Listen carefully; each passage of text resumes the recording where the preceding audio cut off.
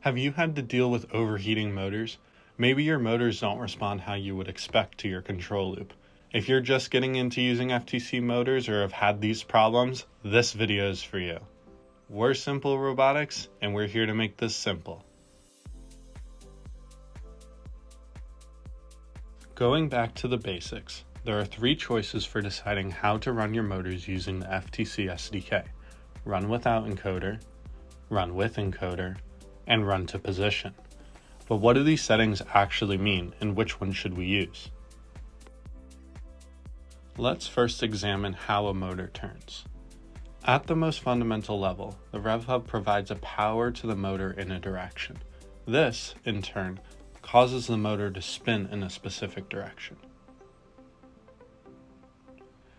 If you change the direction of the power, it will change the direction that the motor spins.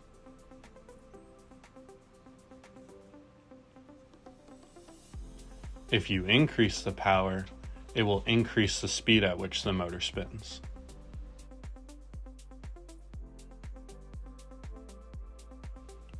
Luckily for us, we can use the function motor.setPower to control the power the rev hub provides to the motor, and this behavior should look familiar.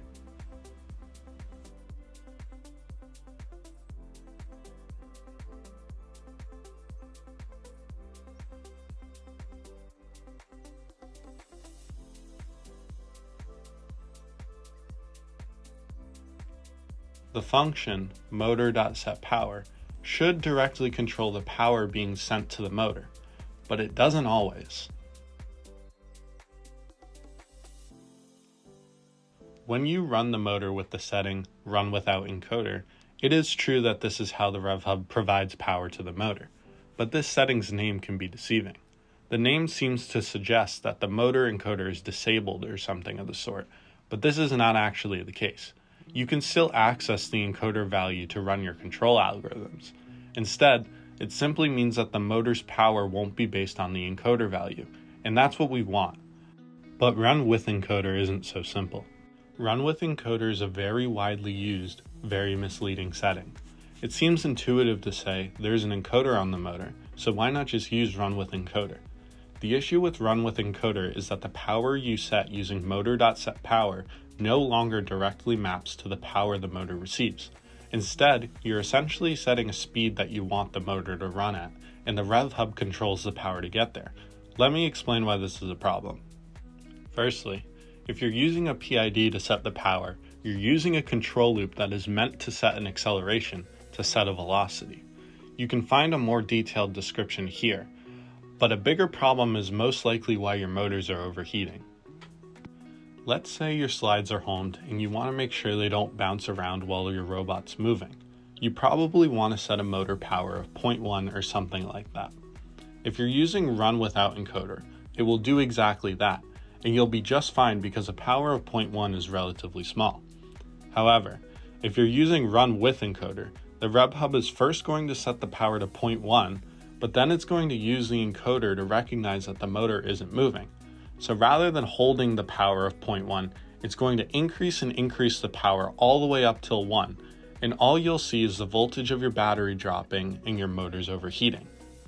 The effect of run with encoder is so extreme that even setting an initial power of 0.01 will cause the same problem if you're blocking the motor from turning. So if you choose to use this setting, be extremely mindful of the repercussions. The final motor setting we'll examine is run to position. Run to position essentially runs a PID for you to simplify the process of controlling motors. This can be great for just getting started, but if you really want to push the speed of your subsystem to the limits, check out our PDFL video where we talk about how to improve upon PID. This setting has its own issues though, and it comes when two or more motors are set to use run to position but are physically linked. Unfortunately, the encoder won't always be perfect. So if the two motors are physically connected together, for example, they're geared together to control your slides, then each will be trying to reach a different target position.